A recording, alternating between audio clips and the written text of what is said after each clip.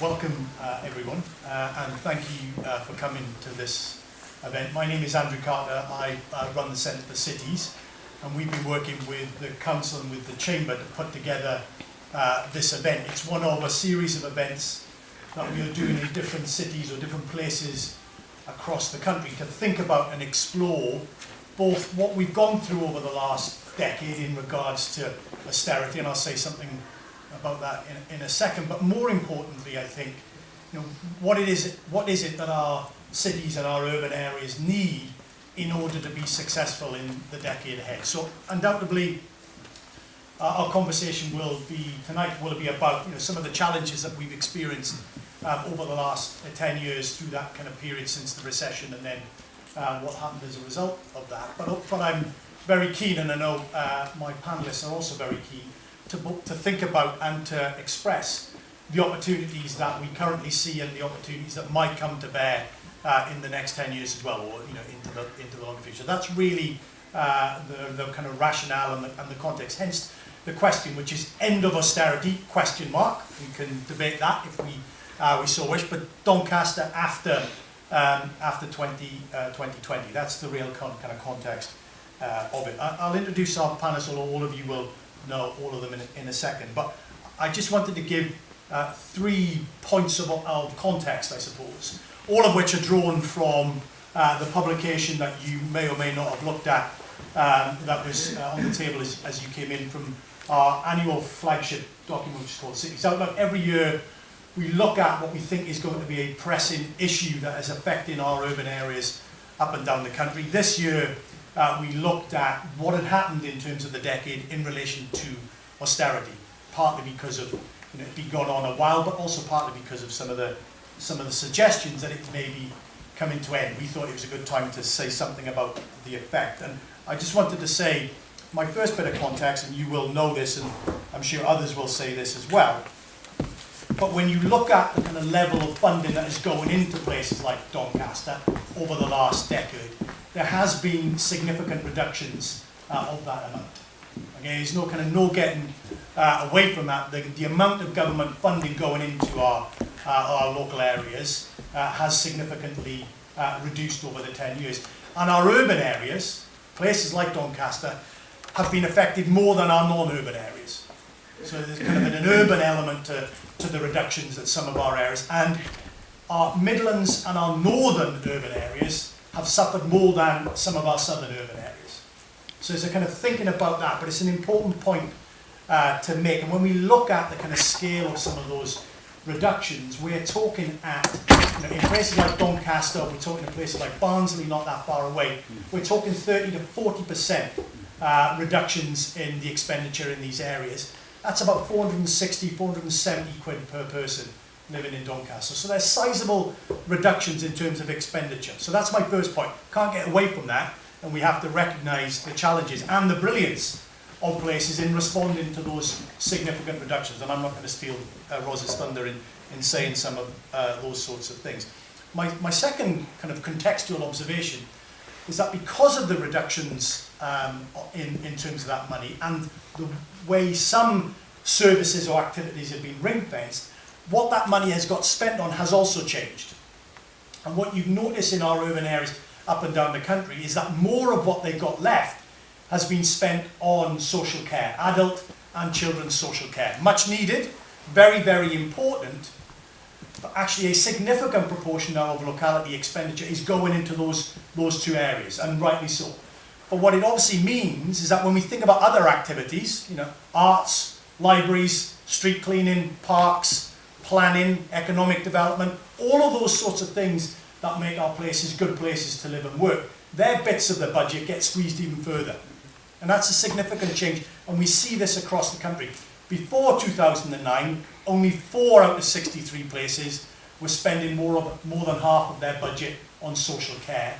Fast forward 10 years, that's more than half. So more than half of these places now are spending a significant, more than 50% of their budgets on social care, which raises questions for us in the future about what the nature of local government and local authorities is. What do we want them to be, and are we prepared to fund them in order to do it? So that's my second bit of context. And my third bit of context, and probably alluded to this earlier on, is that the government has suggested, at least, and the senior leadership in the government has suggested, that austerity is and will come to an end.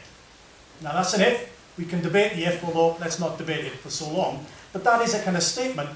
And the peg for that question about austerity coming to an end is a spending review, which is scheduled to start in the summer of 2019 and conclude with the budget towards the end of 2019, where the government will set out the public services spending envelope for the next 3 or 4 years. Now, we've seen some big commitments already that have been clearly signalled in relation to things like the NHS, less clear about other activities and less clear about other services, particularly as they relate to local services. So that's the kind of peg, which is austerity coming to an end. So that raises then the further opportunity as to what it is that we need from such a spending review to ensure that places like Doncaster can do the things that they should be doing for their people and for their firms. So that's the 3 bits of context that I wanted to kind of throw into the pitch. And the way we thought we would do it is that in a minute, Ros Jones, who you obviously know, the Mayor of Doncaster, will say something and give her thoughts on these sorts of things. Then the Right Honourable Ed Miliband, as you know, MP for Doncaster North, will give his pitch and say a little bit about what he thinks is going on, maybe introduce a bit of a national flavour and context. And then Dan Fell, who's obviously the Chief Executive of the Chamber, will give a kind of business perspective. They'll all speak for 5 or 10 minutes, give us their views, and then we'll open it up for a conversation. Let's hear it from you, but also the questions and the issues that you would want to explore with the panel, and we will be done by 6:30, no later. So that's the kind of thing how we propose to run it. So bear with us for a little bit while we hear from our panel, but think about the questions and the issues that you want to ask of them. So, Ros, the floor is yours. Okay, thanks very much, and thank you all for coming.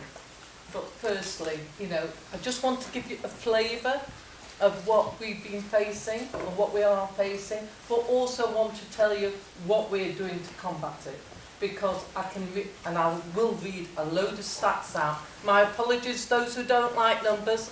I'm a number person, so you'll get those from me as well.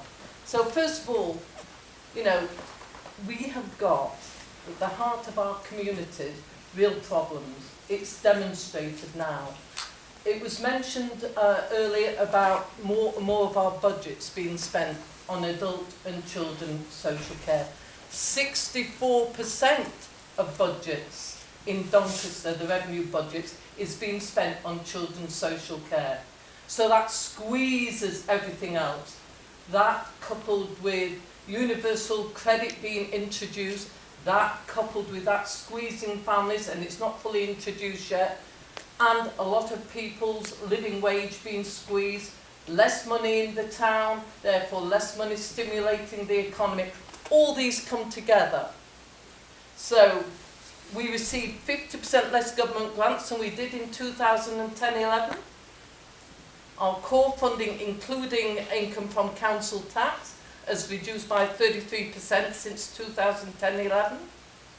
The total budget gap we've had to bridge, and will be bridging up to 2021, is £272 million. Local government services and schools per capita spending in England is 1,460 per head. Guess what it is in Scotland, where they can actually allocate? 2,230. Guess what it is in Wales? 2,300. Remember, education is vital to actually deliver the education our young people need, and further education also, to grow and get the right calibre of people in the job. High skilled, high paid jobs is what we needed. So almost 3/4, 74% of cuts to local government funding over the last decade has fallen on us.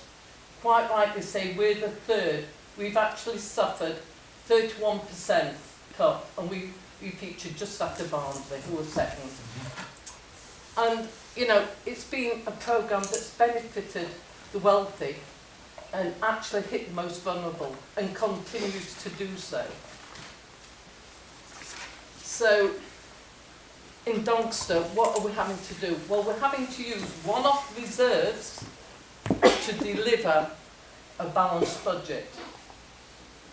We are having to ensure that we look to other ways of delivery, and our communities have been fantastic They've stepped up.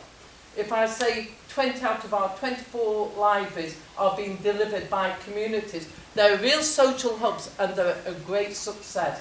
But that's what we've had to do to give a service, deliver it for the people and with the people. It's not about delivering to the people, it's for and with. Our town centre environment, we are actually seeing big improvements, and people say, why are you spending that on children and adults' social care? We can't. This is capital monies we're pulling in from places like Sheffield City region and investing ourselves that can't be spent on those areas. But what we're doing is utilising our monies to stimulate the economy and growth.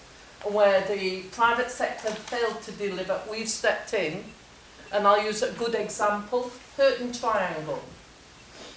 So that will be bringing in about £500,000 in rents, and it will be opening very soon. It will also be bringing in around 300,000 in business rates. That is the way we are able to supplement our revenue spend by using capital spend. And we'll see it with the Savoy and other areas that we've grown into. We're actually beating the battle in some ways that we are seeing a growth in our people's take-home wage. It's increased by £50, but we need to see that trajectory continue on, because that's just now equal to Yorkshire and Humber.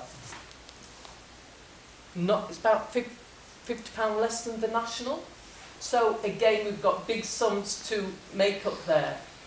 But we've got to raise our young people's and people who's going to leave work and have to move into new jobs. Raise their aspirations and show that we're here to deliver with them and for them.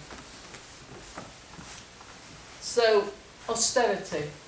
That was a political choice. I read somewhere where I was being told austerity is over. Not in local government, it isn't. And next year, we will not know how much money we've got to spend. In your businesses, would you run your business like that, not having any idea of what money is going to come in and what isn't? No way to run a country, and no way. So we've made our best estimates.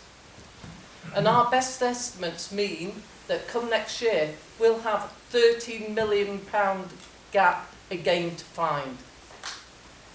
It's looking at ways to deliver differently and actually enable people to go out there and help themselves also. But let's not hide, these are real cuts. So what do I say? What has Doncaster actually delivered? Well, it's Team Doncaster. It's Doncaster growing together that is delivering. That is all of us coming together.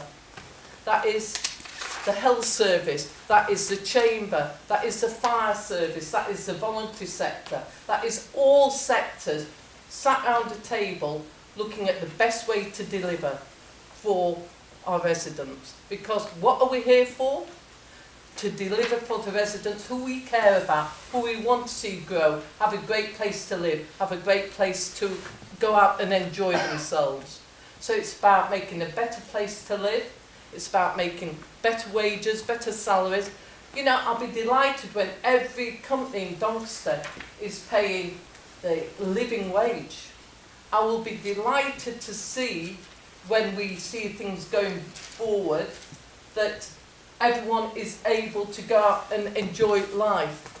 What they're living on now, on the lower parts of salaries, are so small that, you know, they're making a choice between whether, do I pay my rent or do I put food on the table? And these are working families. Well, we all have to make choices. Well, I know what I'd be doing. But we are actually working and driving forward the economy. So we are one of the fastest growing economies that there is. We start from a low base, let's not hide. We've had to reinvent ourselves. Our towns were vibrant when we had minings that was actually having lots of monies. They closed. We've had to fill that void. We are working with our rail sector, and you've seen the rail sector grow as we encourage people here. The National High Speed College is actually helping that also. We've got some brilliant companies out there, and I'll name a couple. There'll be many, many more. These are two off the top of my head.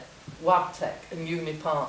They are delivering for the rail sector. They are out there each and every day, and they've grown their numbers. But what are they short of? Engineers. They will tell you time and time again, they are short of engineers. They're short of the highly skilled jobs that's out there. So you will see a UTC coming along, very ably led by the private sector, and Dan will sit in and be very quiet on that. I'm never He's quiet, Roger. really forged this through. 2.5 years it took us to get this, but it's coming. You'll actually see the boardings out there as you come in. Are they yellow and red? Something out there, but they're out there now, going to deliver. You've seen the start now of something called Unity, and you can say, what on earth is Unity? This is actually the building of what will be a new town. Over 30 years it will come. It will produce something like 3,000 houses, 8,000 jobs. That's out at Hatfield. So we're doing the link road that comes in, that develops out there. That is how we're going to grow ourselves and grow our town. And it's towns, and I say that in plural. We've got to start with the town centre, then we will be looking to others and drawing up plans. It is in our hands because it's down to us. So what asks have I got of government? Well, I actually brought loads of papers, then I thought, no, come on. No swearing, Rose, no swearing. We'll go. Not yet, So, anyway, not yet. the first is an actual end to austerity. You know, it's continuing at the moment. Stable funding. Long-term funding for public services and local authorities. 10-year NHS plan has been published. We need this across all public sectors. You don't plan 1 year ahead to grow properly. Less one-off pots of funding that cost time and effort to bid for. Fund public services well and provide local flexibility on how resources are spent. Build on good practice for social mobility opportunity areas. We want this social care green paper, long overdue. Devolution across the whole of Yorkshire and building on the progress made. With the South Yorkshire, Sheffield City region, let's use that as our stepping stone to drive Yorkshire. And it's been proven the sum of the whole is better than the sum of the parts. Education and skills, needing to give true parity to technical and academic skills. We all know our businesses are crying out for a skilled workforce. Investment in housing of all types.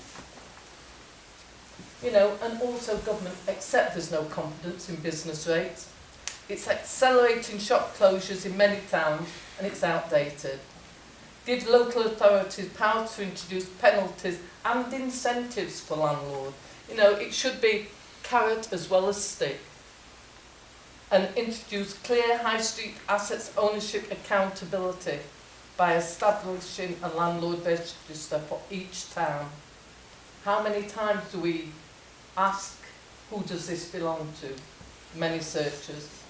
So, I'm not going to read out more. What I'm saying is, give us the tools and we can deliver. Give us the funding and we will show you. We have proven that we can deliver in the best way possible. You can't take cuts out of budget and still keep delivering out there. And yes, I still get asked, my dustbin's not been emptied today. But, you know, we have a programme where we are on a fortnight of emptying dustbins. We've not tried to stretch it. We're actually out there cutting our grass, but we've done that by actually modernising equipment in order to deliver with a fewer workforce. Local government has had a massive reduction in workforce and our staff have been fantastic. But more importantly, it's about saying, give us the funding and give us the powers to do it. Brilliant. Thank you. Thank you very much.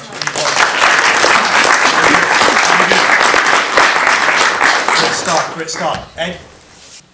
Just in the sort of few minutes that I've got, you might have thought today might be a sort of Brexit-free zone, but I'm going to disappoint you. But maybe, but hopefully not too much. I wish I could tell you what I knew, if I knew that I knew the outcome of what's going to happen on Brexit, but you wouldn't believe me if I told you that, and I don't know what the outcome is going to be. But here's sort of what I think, which is, I think the question that is going to come sooner or later is the question that confronted this country in 1945, which is who will win the peace, and what does the peace look like, and how do we remake the country? And I think that is actually the central question that we've got to confront. Whatever happens with Brexit, whether we get a version of Brexit or not Brexit, or whatever it is, that is really the central question facing us. Because what I know from my constituency that voted 70% for Brexit is that Europe was definitely part of it, but it went far, far deeper than Europe. It was people saying, well, we've had enough really, and we want something different. And you've got to deliver something different for us. And the sort of tragedy of the last 3 years, it seems to me, is that we spent our time not thinking about how do we deliver something different, but how do we deal with the consequences of the decision that was made by the country on June the 23rd, 2016, when we've got all these other challenges that confront us. And people are asking, as Ross said, the most basic questions, which is, how do I earn a living? How do I have a job that can earn me a living, that can help me feed my family? What are my kids going to do in the future? How can we be a community? And those are central questions. And you do great work in the Centre for Cities. The Centre for Towns also do good work and have highlighted the importance of talking about towns as well as cities, because towns face particular challenges. And so, some of the challenges that towns face are like the challenges faced in parts of cities, but Doncaster is a town and it faces kind of some of the challenges that towns face. So the question is, what does the peace look like?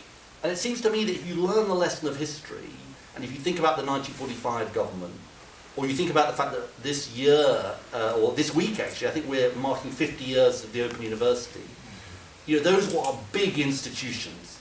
Those were sort of big changes that people then remembered. And they said, actually, they changed our lives. And now that's quite a hard sort of bar, so I'm not going to change your life in the next 5 minutes, but let me just suggest in that vein some thoughts about the things that would build a peace, that would remake the country, if you like, in a way that was sort of true to the depth of the Brexit vote and the challenges that we face as a country. First, Ros has touched on it, governance. England remains the most centralised country in Europe. Devolution to Scotland and Wales, good idea. Devolution in England, also good idea. And we've got to make it happen. And in my view, you can't say we're really in favour, as a central government, you can't say we're really in favour of devolution, but you can only have the devolution that we want. Because the whole point of devolution is to say, what do local people want? And, I was pretty agnostic about this when it first happened, but I think the voice loud and clear from both people in Doncaster, businesses in Doncaster, is we want Yorkshire devolution, so let's have Yorkshire devolution. I mean, nobody on the doorstep is like clamouring for devolution, but we know that if we do it, it won't get reversed. Like Welsh devolution, Scottish devolution, these changes will happen, and then you won't find anyone who opposed it in the first place. Because people will say, well, actually, that's a good idea. Of course, any self-respecting region of 5 million people is going to have proper devolution and proper powers transferred away from Whitehall. That's the first thing I would do. Secondly, infrastructure. It is unbelievable and outrageous that we still spend, I think I'm right in saying, 5 times per head in London than we do in Yorkshire on transport. And if you ask me, I have particular local experience with HS2, which I won't. I could talk to you about at great length. But the whole vision of HS2 was supposed to be to bring prosperity to our towns. You can't have an HS2 which doesn't actually serve towns. And that's what we're heading for at the moment. If you ask me, HS3 is a much more bigger priority than HS2. And actually a real HS3 that connected the north, that would be our big, again, a big institutional change. If it happened, people would say, God, why didn't they do that 50 years earlier? It's made a huge difference to the infrastructure. Just on infrastructure though, I think we think too narrowly about infrastructure. I did this report with some people from the Conservative Party, people from the housing community for Shelter earlier this year about social housing. What did governments of both parties do after the Second World War, and what do people still remember today is they built social homes? 120,000 social homes a year in the 30 years after the Second World War, 20,000 social homes a year in the 30 years since. Well, it's no surprise we've got a housing crisis. And this housing crisis, what I've learned doing that commission is that decent social housing is the backbone of a functioning housing market. It's not just about the people who live in the social homes. If you want a well-balanced housing market, including in the private sector, you've got to build social homes properly. It's actually, if you look across the span of 70 years since the Second World War, the private sector, has built, and then it's built by less, and then, if there's recession, it obviously faces problems. But actually, that's not where the problems have been. The problems have been fundamentally in the withdrawal of the state from building homes. So infrastructure, including supporting a dynamic, thriving private sector, because that's what the transport thing would do, and that's why actually a proper housing market is important as well. Thirdly, and Ros has touched on this, education. I think a town of 300,000 people should have a university. In your Centre for Cities report, we are second lowest when it comes to out of 63 towns and cities when it comes to people with degree level qualifications. I'm not saying degree level qualifications are everything, because Ros is right about apprenticeships and technical education and so on, but we should have a university. If you really want to make a big change that people are going to remember, you say, okay, towns like Doncaster are going to have a university. We're going to have 30, 40 more universities across the country, university campuses. Why not? It would be a big change. Now, I'm not saying everyone in Doncaster needs to go to university in Doncaster, but it would have an impact. By the way, in passing, if we really care about being a country that is kind of coming together and all that, the Russell Group, and I have talked to them about this, and Oxford and Cambridge have got to do a far better job in places like Doncaster. It's too easy to say that there's not a culture of aspiration. Actually, it's maybe true of some people, but it's not true of everybody. There are lots and lots of students who are just left out in Doncaster when actually they could do brilliantly at Russell Group universities.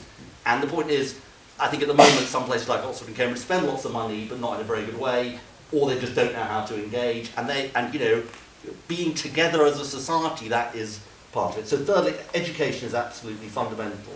Fourthly, maybe you expect me to talk about this after this week.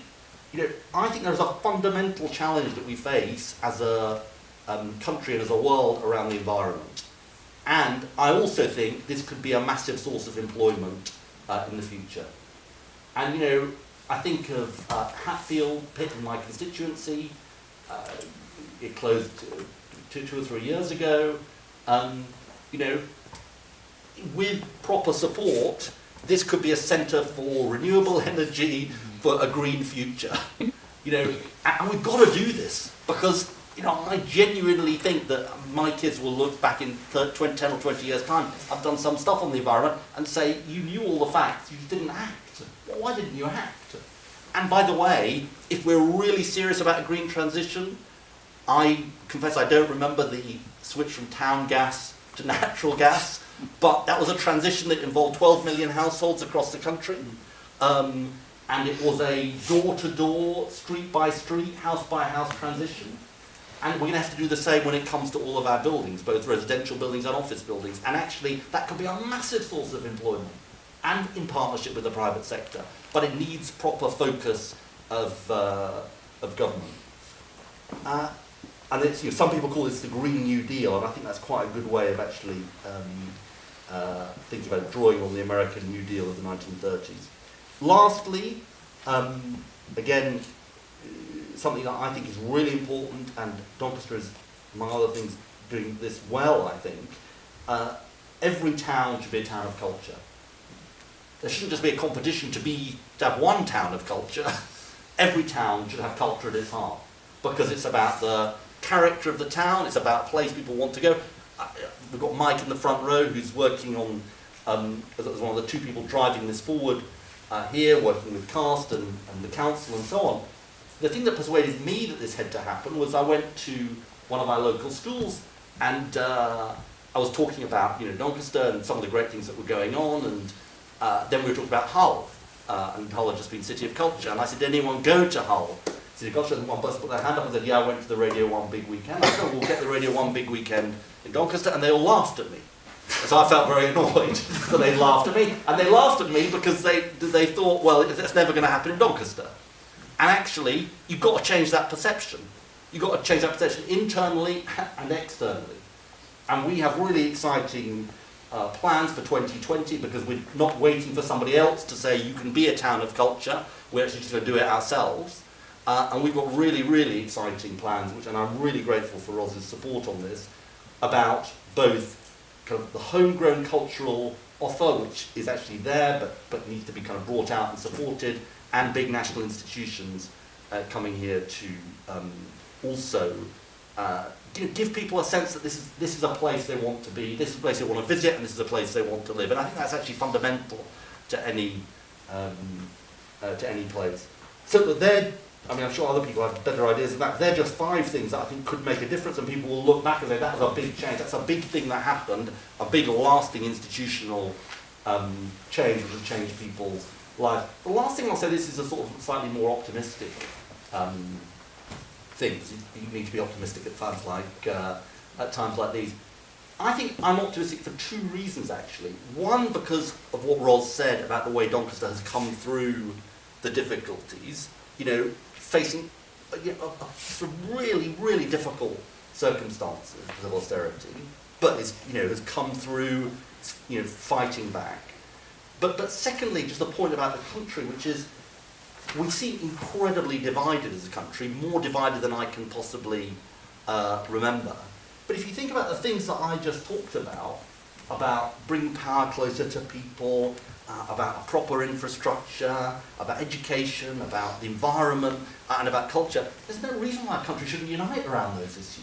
It's not like the people who voted Remain don't care about those issues, and the people who voted Leave do, or vice versa. It's actually, so in a sense, I do genuinely believe that there is sort of more that unites us than divides us, and we have to get through Brexit first. But I'm fundamentally optimistic about Doncaster and its prospects, but we can't, whatever happens with Brexit, we can't just have either it's central government or others say we're never going to forget places like Doncaster again. We've actually got to put it into practice, and that seems to me to be the most fundamental lesson of all. Excellent.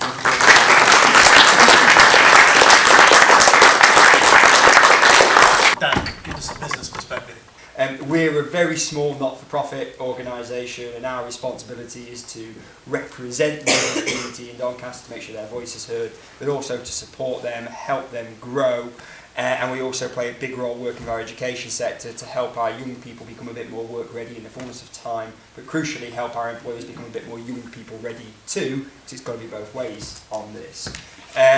We're a small micro business with about £1 million turnover. We don't just exist, we're not a public body, we have to find a way of making that £1 million come in every year so we can do the things that we do for Doncaster and our partners and our businesses. In terms of whom I here on behalf of, we have just under 1,000 members here in Doncaster. Collectively they employ something like 60,000 people, which is just over half the private sector workforce here in Doncaster. So we don't represent everyone, but hopefully we've got a pretty good handle on what business is saying, thinking and feeling in the Doncaster business community.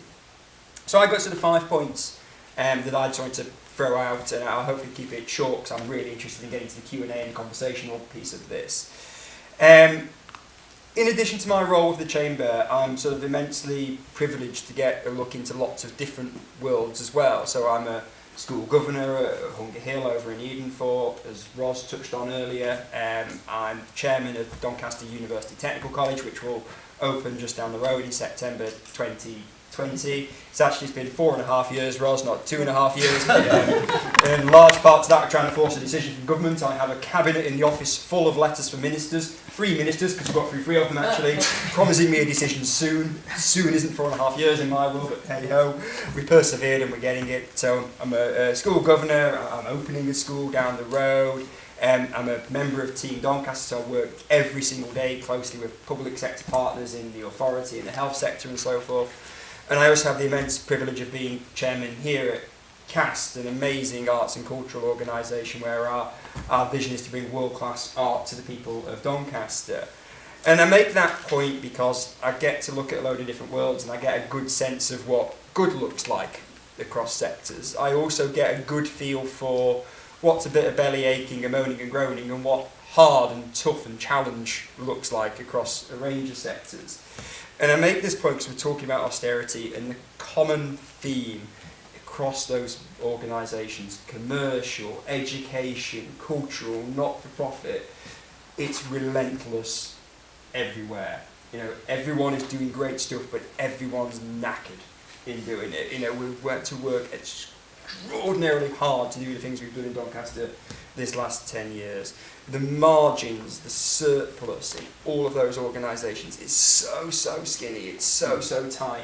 We're trying to build an outstanding university technical college on the pittance that we're getting to actually do a proper job of it. You know, so when we talk about the cuts, if you like, I think the important thing to make from my point of is this isn't to local authorities, it's to places with this. You know, so it's LA plus friends and the large extended family that is Team Doncaster. So that's the first point I wanted to sort of land. You know, the solution to this has been fantastic partnership working. It's how we've done stuff in the borough. You know, it's how we built the Great Yorkshire Way. Pragmatism over did we need the Rolls-Royce version or the version that was good enough for now with that. Actually, private sector money in there, local authority, technical assistance, and it's a great sales pitch, and some money as well, Ross, thank you. You know, and understanding our role as the Chamber Commissioner, we could do some great cheerleading on this to say, well, business needs this, it wants it, so that's what the Department for Transport saw and sort of opened the bid. So partnership working is getting us there. It's the same with Doncaster Creates. It's a great collaboration between national arts organisations, hopefully, local authorities seacorning this stuff incredibly bravely in this climate, I have to say, right thing to do. Political leadership and Ed's contact book, you know, small businesses tilting in, creating new platforms, networks, energy, ideas, you know, and also understanding our role. The unexpected voice saying this is a brilliant thing, because the Chamber wouldn't often say that, would it? So we'll say it as loudly and often as we possibly can do, because that's making people take notice. Because you know what? Culture's important to the economy, fact, not opinion on this one. So, you know, the partnership stuff is getting us through and we're doing brilliant things as a consequence of it. You know, but we've got to get real. Goodwill isn't always enough, you know, and the bit that sort of keeps me awake at night a little is what are the opportunities going begging? Because if we're working this brilliantly together with no resource, how brilliantly might we do it when we've got lots of it? You know, it's not a given, by the way, because we've had loads of resource in the past and wasted some of it. You know, but actually the partnership stuff is where we're excelling locally. You know, I get in my world, I do get a few pelters that say I'm too close to the local authority, and I say too close. So partnership work is the part solution. Austerity debate, again, another piece that worries me a little is it gets framed in a very divisive them and us debate. And from my community of interest, I worry that them is business in it, because we all turn on the news and we all sort of look at sort of a version of business that looks like a Mike Ashley or something like that, or some of the kind of the erroneous tax evasion stuff that goes on, you know.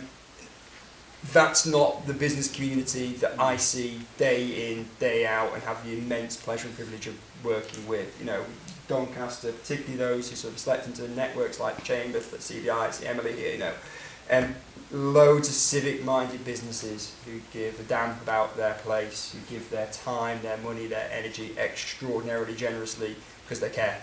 And that's what business looks like to me. So we would take something like the University Technical College, 4.5 years we had to keep that vision and that dream alive before we got green light on this. That has been made possible by the generosity of the time the leadership of the private sector has tilted in to this, plus, you know, massive support from local authority, of course, and the education community. You know, that in some cases, companies like Polypipe, massive anchor employer in the area, we'd expect them to be doing this. They understand the upstream investment in the skills system. Little company like Agema Spark, based on an industrial estate in Edenthorpe, 16 employees there. You know, Paul, the MD of there, you know, he's picking up checks for £5,000 on invoices because he ain't got the right money. That's money that Paul's daughters won't inherit because he's putting it into projects in Doncaster. That's what business communities look like. You know, so I think it's really important that we remember that as we talk about this and resist that temptation for them and us. And I think another flip of that from a community point of view is the cohesion thing. It'd be interesting to talk about that later because, you know, we've got to come together in this. Got to give credit to Ros, not just because I want my bins to keep being emptied, and I do worry, Ros, if ever mine aren't emptied, I think we've had a fallout that I don't know about, or something like that, you punish me. You know, to be as business friendly as Doncaster has been this last 10 years in this climate deserves enormous credit. Actually, we are recognised as a place where we can get stuff done. It's no coincidence we have the UK's fastest growing airport, the UK's fastest growing zoo, 360 Degrees Media investing into the area, massive game-changing projects around our film and creative industries. You know, we are known as a place where you can land and you will get support, you will get help, and you know what? It doesn't matter which agency you're talking to, if it's us, it's the college, it's the local authority, it's Team Doncaster delivering that service, and we're recognised for that. Final point for me, and it sort of dovetails a little bit with the asks kind of sentiment, and it's a view around the policy framework that we are all operating in and trying to achieve things in. I really, really resent the deficit-based view of the North that government seems to have, and colleagues might see me talking about this on BBC News a couple of weeks ago when the small towns fund was announced. You know, we are not a problem to be solved. You know, we define ourselves by our assets, our opportunities and our brilliance, thank you very much. Our eyes are wide open to our challenges, of course they are, but we are not a problem to be fixed. We're an opportunity to be maximised. So there's a sort of a deficit-based view that I struggle with a little. The southern centricity that Ed talked about, particularly in terms of infrastructure investment, I agree with. I think there's a slightly one-size-fits-all view or model of things like city regions, which doesn't play well. You know, so you take something like Greater Manchester, absolutely classic, the core cities, very successful core city, centre of a donut with ripple effect around it. Sheffield city region, polycentric city region, not monocentric. You know, you have a core city that's hemmed in by pretty poor infrastructure, perhaps not punched its weight this last 10 years, and Doncaster's far more than a scrappy younger sibling in that relationship. You know, so local, and it comes back to the English, local means local, not region, I think, in this kind of thing. So in terms of the ask, I suppose I'd echo Roz's points around give us the tools and we'll do the job on this kind of stuff. But again, there's morphing on from the Brexit stuff a little, you know, I'd like leadership that sort of thinks global, acts local with this kind of stuff. You know, there's a risk we've become quite insular in the navel gazing, the debate, all that kind of stuff. You know, post-Brexit world, we've got to compete on a global stage, we've got the international our worldview, but that starts here in a DM postcode. Brilliant, thank you very much indeed.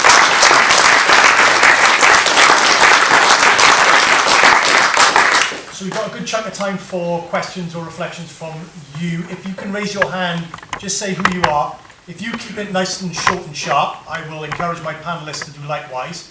And then we will get to a good round of questions. So the lady there, I'm going to take a couple and then we'll try and remember. So we'll take the lady there, take the lady there, and the gentleman there. So just keep your hand up because I will definitely forget what I've just pointed at. Yeah, just you might need to stand if you don't mind, and say who you are.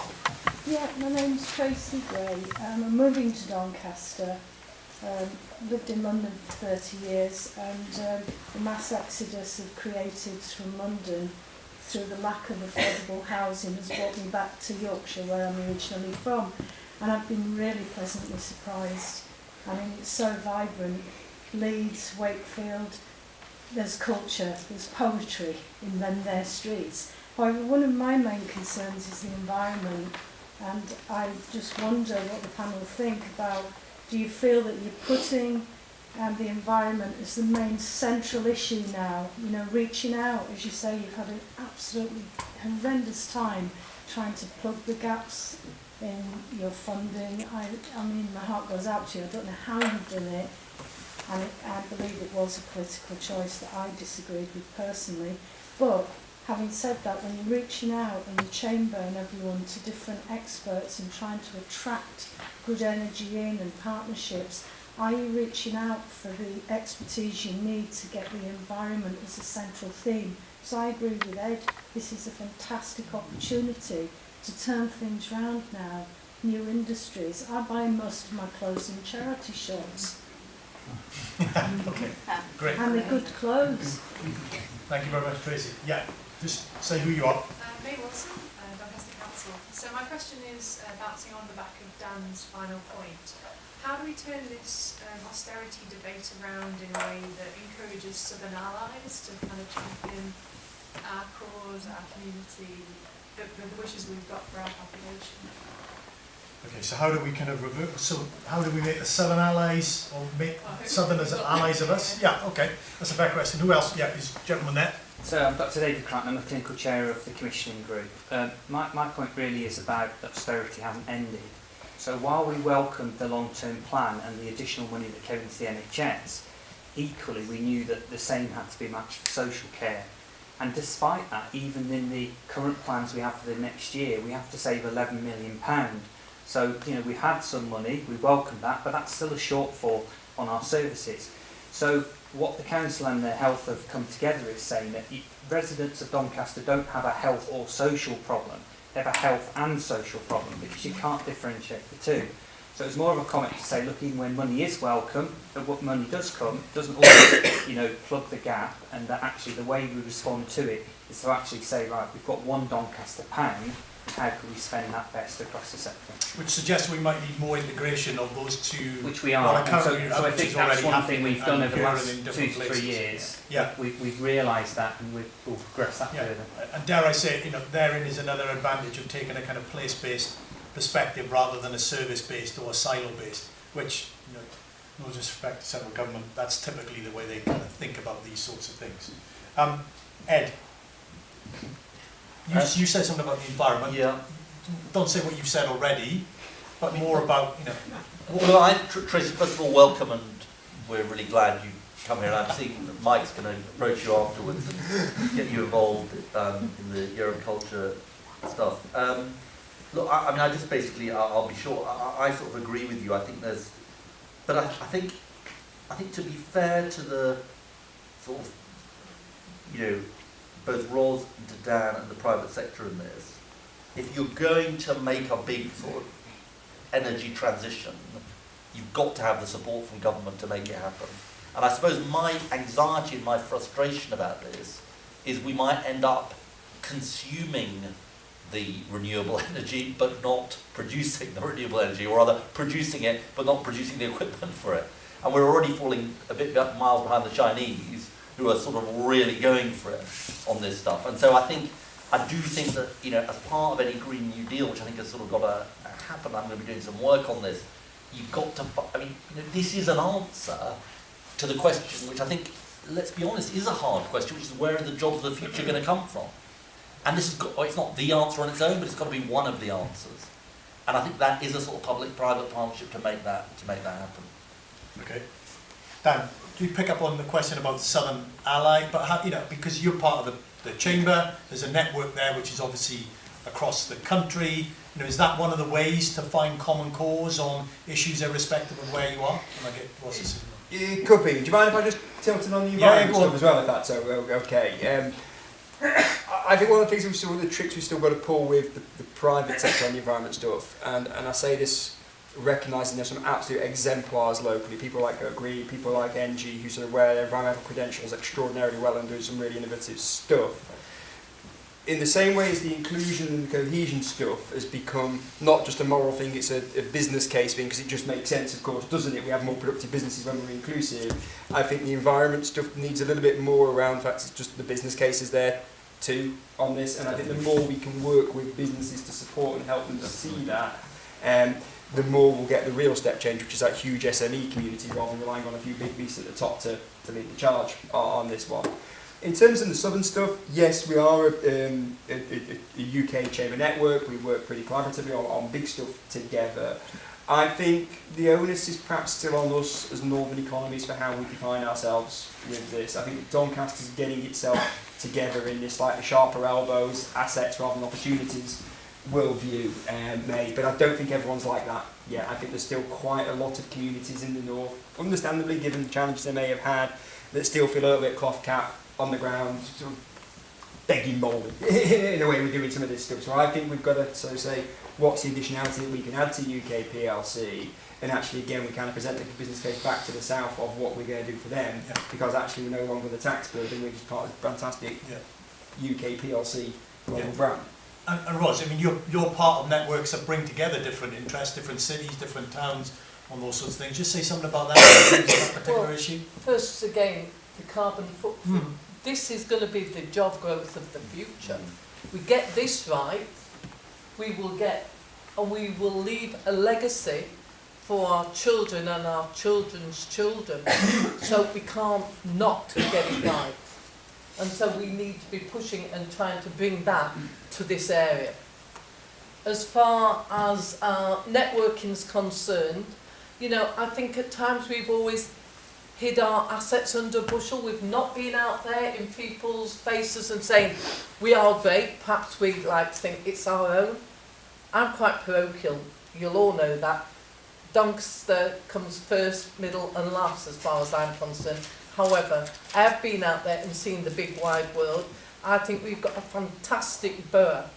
And it's about us marketing ourselves properly. We are out there now, we're out at Mippins and everywhere else.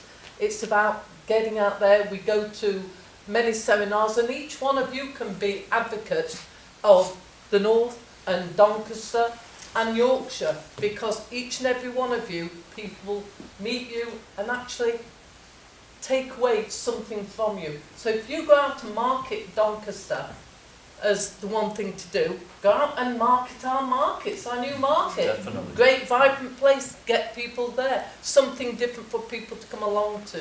But it really is about making sure that whatever networking you're doing, you actually put forward the positives and not hide some of the areas that we've got to go into and improve on. And just say, I mean, just respond to David's point about, I mean, slightly different. Is he gone? David, No, no, right. David's He's there. He's right. I mean, he's right, but I mean, We are working together. We're doing joint commissioning and everything else because, you know, why have two back office services when one back office service can deliver for us all? So collectively, we've been working closer and closer together. So joint commissioning is happening and many other things like that. And it's the only way forward, because you're right. We've got a growing demand on all our services. Why wouldn't we look to work with our colleagues? And that's where you look and say, Team Doncaster are delivering because it's team. yeah. And it's Doncaster growing together. And that's the collective. It's Doncaster Borough growing together. I say one very short thing about this. I mean, look, the following might be true of a number of areas, but I mean, I think this is one of the great cross-party failures of the last sort of 30 years, really, social care, because we sort of known it's coming, and you know, different governments have had sort of tried to. But I mean, I think in the end, you've got to find a cross-party solution to this, a sort of funding institutional solution to this. We know this is going to be a growing, well, I don't say problem because it's good that people are living longer, but it's a growing issue we've got to deal with. It's already there. We've got to find a way. We've got to find I think we've partly got to find a funding answer to a more, I would say, a more universal service. And I hope that whoever's next in government finds a way of doing that. It's a good question. Maybe increasingly informed by... Is there a European example that you think we should be following in this area? Is there a best practice anywhere in the world? Because, I mean, it's there everywhere. Yeah. Well, there are different practices in different places. I don't think anybody's licked it in that sense, and you know, there are pros and cons of of different systems which have different funding mechanisms, you know, general taxation versus, you know, insurance models and all the rest of it in between. They all have, I think there are variations in terms of which ones work. But you've got to go back and say the system that we've got now, which is a levy on some of the poorest, is the wrong way. It's a regressive way of getting in the funding. Yeah. It should be a nationally funded solution. Agreed. Other questions? So gentleman there, lady right at the front. I'll take the gentleman there. Just you probably need to stand up and just say who you are. Okay, my name's Dominic Gibbs. I've got a number of businesses in the town. It's something that you picked upon, Roz. You mentioned about business rates, which is obviously massively influential in how businesses run. It was interesting to hear Dan talk about Mike Ashley in particular, when the council have taken what I believe is a good decision in giving Mike Ashley, who, okay, he's a billionaire, but you know, you granted him like £125,000 to bring a brand of flannels to Doncaster. I think that's a good decision because it gets a great brand here. Doesn't matter that he's got billions. It helped him get a building that was empty, and now in 2 years' time they'll be obviously paying business rates. So my question is, locally, is the council going to look at doing that more with other businesses who aren't billionaires? And in government side of things, Ed, is it something that is going to be sort of discussed in Parliament and hopefully make some changes and bring a system that's totally outdated up to new? Yeah, so I think everybody agrees that the system is broken. No one can quite agree on what's to be done about it. So don't say it's broken. You have to say what you would do about it. And bear in mind, business rates is used to fund local government. It doesn't have to be like that, but it currently is significant. So when we meddle there, we have to be wise about what happens down the system. Who else? Yes, lady right at the front, and then the gentleman there. Yeah, my name's Jill Johnson. I'm chair of the Doncaster and District Heritage Association. And I just wondered where you've talked about potential, and I just wondered where you see the heritage sector as being, heritage tourism, for example, as being a potential for growth and income generation. We've got the new build starting just a few hundred yards away. We've got places like the Sand House, which are a building on our heritage. How do you see that as being a contributor, as I say, to income generation, and how can we maximise the sort of latent talent that is there, a lot of which at the moment is run by volunteers? So how can we give that a real kind of scale, give it a bit of momentum, really kind of take it on to the next level? Okay, yes. Hi, my name is Malcolm Wilson. I used to work for the School Improvement Service here in Doncaster, and for 6 years I worked for the School Improvement Service in Singapore. I'd like to ask the panel what their views are in terms of the lessons we can learn from a city-state in the form of Singapore, given the similarities between my experience shared there and here. The only thing Singapore had going for itself is its geographic location and its emphasis on its only natural resource, which were its people. So I figure Doncaster similarly has a fantastic geographic location for its hubs and transport systems, and is that same emphasis being placed on developing young people to be the outstanding commodity that they can be, not only throughout the region but internationally? What's the thing you would translate from Singapore to Doncaster? What's the biggest thing you would translate? I think there was a huge pride that the nation had in itself, and a totally devoted sense throughout the ministry and the education service in making the best of all their young people, regardless of whether they're going on to higher education and academia, or whether they're going to work in the tourist sector, or whatever form role they're going to fulfil within society.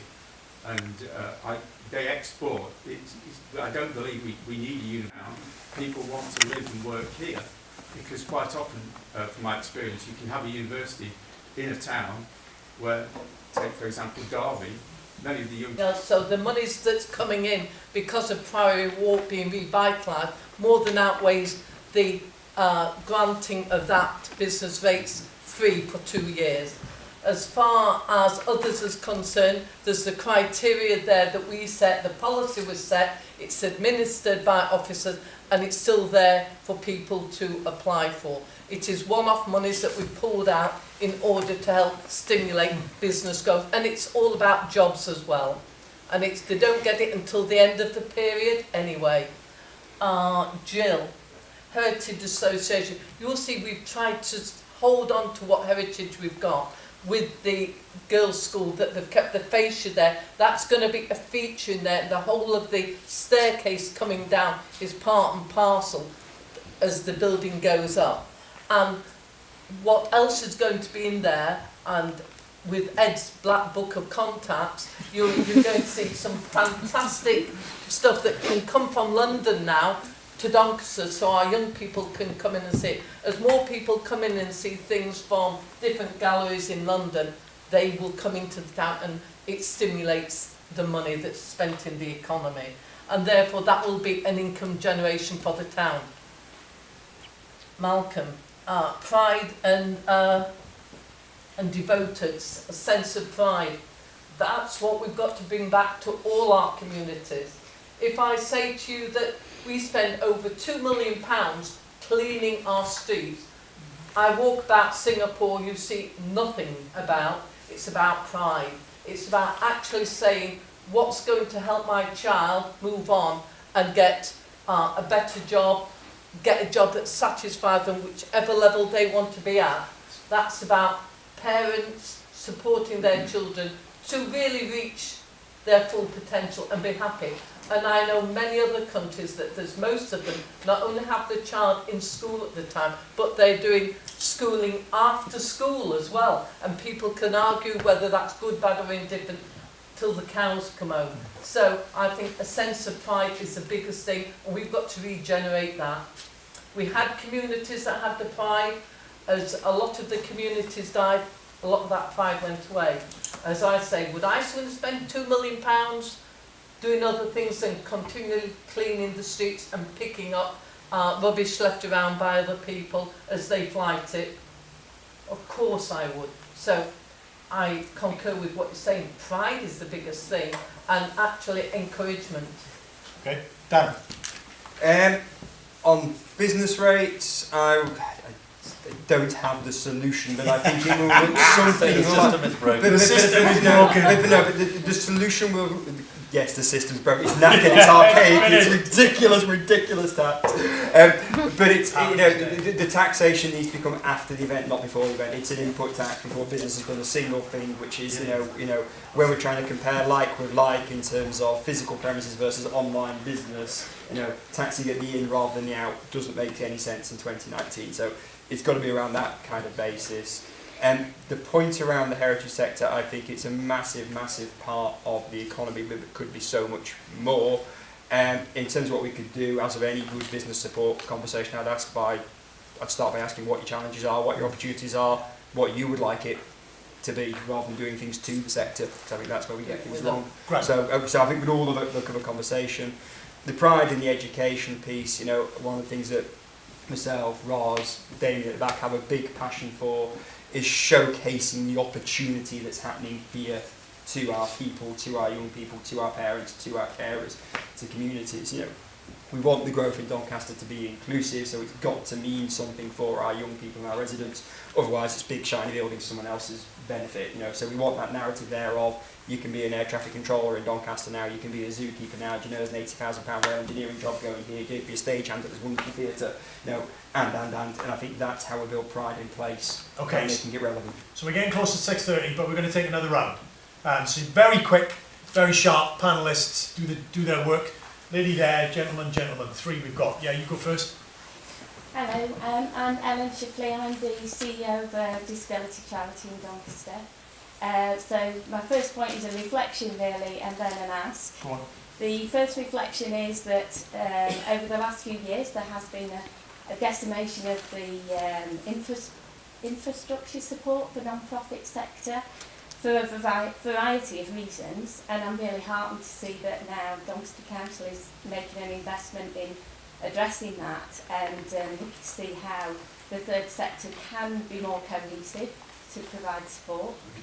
And the ask is that being a disability charity who's providing a lot of support to individuals in the community that need social care support, the ask would be that the non-profit sector is included more, have more opportunities to co-design future services for adult social care.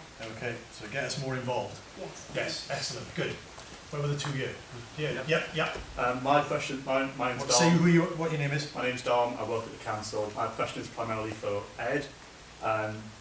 It's a bit of a what if question. So, what if in 2015 the country had voted for chaos with Ed Miliband? How would Doncaster look? 4 years on under the Ed Miliband regime. Question. And let's add a little bit in. If we had a Labour government, what would that mean for places like Doncaster? So, there you go. That's a good question. Let's also get him to, let's pin him on that question as well, because why not? Yeah. My name's Kurt Lindley. I'm here as a resident more than anything else. And I suppose a reflection and then a question. So, listen for about 45 minutes, maybe a bit longer, to all the stories of what we're doing well and not so well. A lot of the times there's been mentions of figures, money, assets, things. The amount of time we spent talking about people is quite minimal. And that feels a little bit disappointing, bringing up a child in this area. And you touched on it, and I want to change the word or use a word differently when you talk about people being a commodity. People are people. Let's judge people by what they do, and who they do it for, and how they show value, and how they add to things. Not by what job they've got, not by what they get paid, and not by their social status. So I would request that if we could relive this hour, we start with conversations around people and value and contribution. I'm not going to defend the panelists, they defend themselves, but I think there's been a good weave of notions around, well, you know, there are trying to address lots of different issues, but it's a fair point. We'd have to remind you that we're kind of thinking about people in that sense. So, Dan. Me and Kurt know each other pretty well, and I know Kurt likes challenge, so I fundamentally disagree with the comment actually. I think everything we've talked about is absolutely rooted in people, which is what gets us all out of bed in the morning,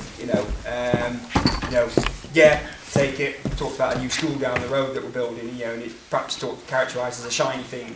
It's a shiny thing, and the important bit is that it's shiny because it creates aspiration, that creates opportunity for people.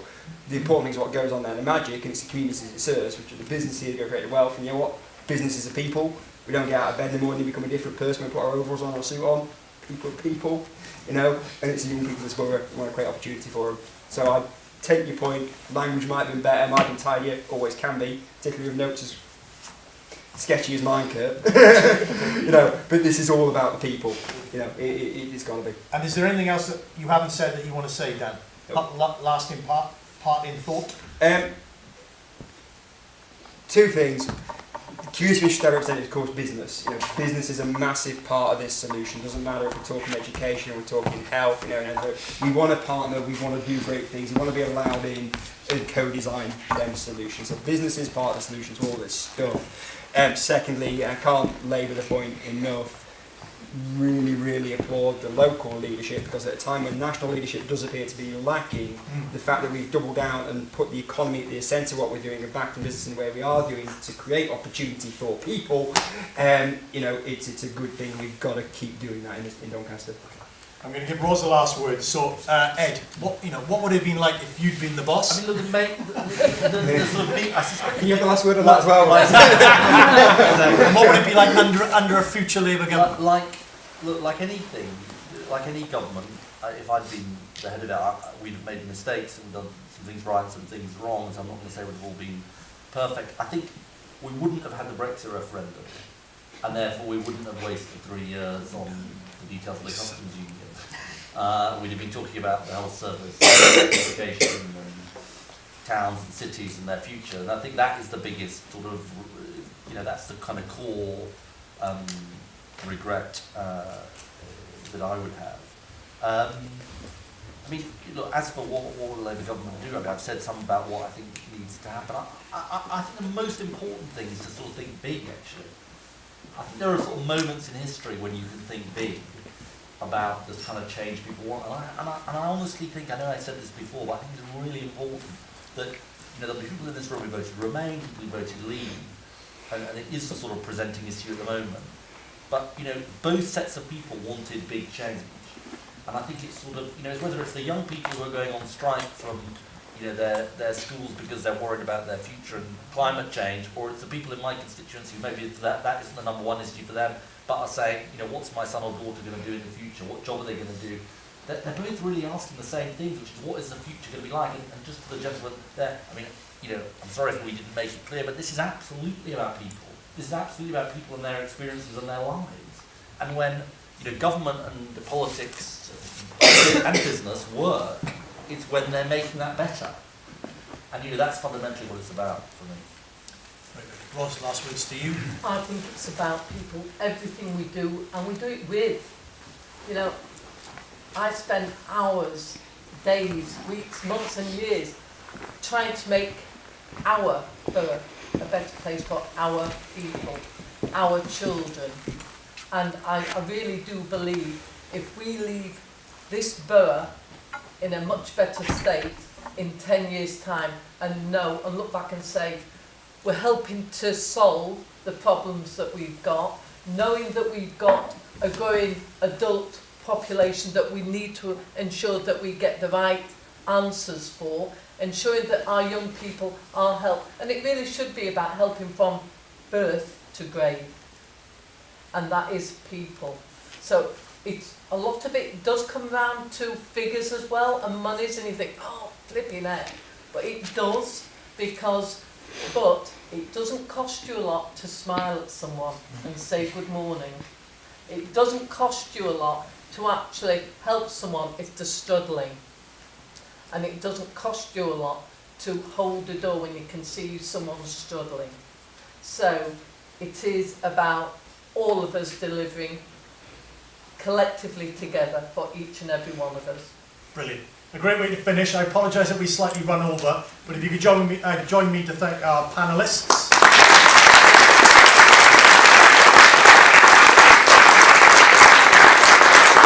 Thank you all for coming indeed. Thank you very much. Cheers, Ed. Cheers, Ed.